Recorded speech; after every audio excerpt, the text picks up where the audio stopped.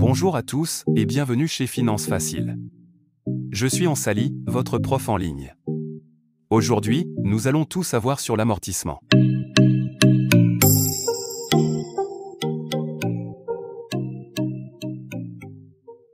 Qu'est-ce que l'amortissement? Par définition, un amortissement correspond à une constatation, comptable et annuelle, de la perte de valeur d'un bien immobilisé de l'entreprise. Il peut être dû à son usure, son obsolescence ou au temps. La dotation aux amortissements est la somme que représente cette dépréciation, évaluée pour chaque exercice selon une méthode de calcul définie. La valeur nette comptable ou bien la VNC tout court est la valeur brute d'acquisition d'un bien immobilisé, minorée de la dotation aux amortissements. Lorsque la VNC est égale à 0, le bien est entièrement amorti. C'est-à-dire à la fin de sa durée d'usage. La comptabilisation d'amortissement s'avère obligatoire à la clôture de chaque exercice comptable, même si le résultat comptable d'un exercice se traduit par une perte. Quel est le but de l'amortissement? L'amortissement permet d'anticiper la dépréciation des biens immobilisés. Ce qui offre à l'entreprise la possibilité de constituer tranquillement un capital pour remplacer les biens immobilisés quand cela s'avère nécessaire. Par ailleurs, l'amortissement a un intérêt fiscal, du moment que les dotations aux amortissements sont enregistrées chaque année comme une charge dans le compte de résultat de l'entreprise, ce qui permet une déduction d'impôt. On parle alors d'amortissement fiscal. L'amortissement comptable. Avant de pratiquer l'amortissement sur un bien immobilisé, l'entreprise doit respecter plusieurs critères.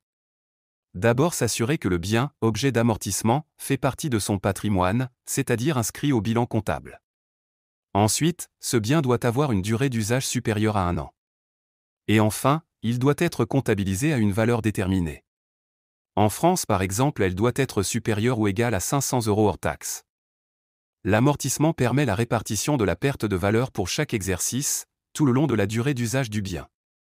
L'amortissement fiscal. L'avantage est que la dotation aux amortissements apparaît en charge dans le compte de résultat de l'exercice concerné. La dotation est déductible du résultat imposable et vient baisser le montant de l'impôt à payer par l'entreprise. Cette dernière a intérêt à comptabiliser les amortissements afin de réaliser ce qu'on appelle une économie d'IBS. La durée d'usage des biens amortissables. En comptabilité, les entreprises doivent amortir leurs immobilisations sur leur durée réelle d'utilisation, qui varie selon la nature du bien amorti, tel que défini dans le plan comptable.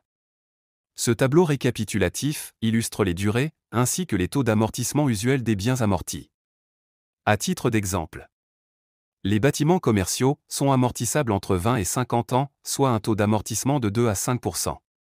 Les bureaux sont amortissables à 25 ans, soit un taux d'amortissement de 4%. Les installations techniques sont amortissables entre 5 à 10 ans, soit un taux de 10% à 20%. Les matériels de transport comme l'automobile sont amortissables sur 4 à 5 ans, soit un taux de 20 à 25%. Les matériels et outillages sont amortissables sur 5 à 10 ans, soit un taux de 10% à 20%. Les ordinateurs sont amortissables sur 3 ans, soit un taux de 33,33%. Les immobilisations incorporelles telles que les brevets sont amortissables sur 5 ans, soit un taux de 20%. Les biens non amortissables. Les éléments qui ne sont pas concernés par l'amortissement sont les suivants. Le droit au bail. Les terrains. Les immobilisations en cours. Les immobilisations financières. Les investissements qui n'entrent pas dans les critères d'un bien immobilisé, notamment le petit matériel et mobilier, inférieur à la valeur déterminée dans le PCG. En France, c'est 500 € hors taxe. Comment calculer l'amortissement d'un bien? En d'autres termes, la dotation aux amortissements.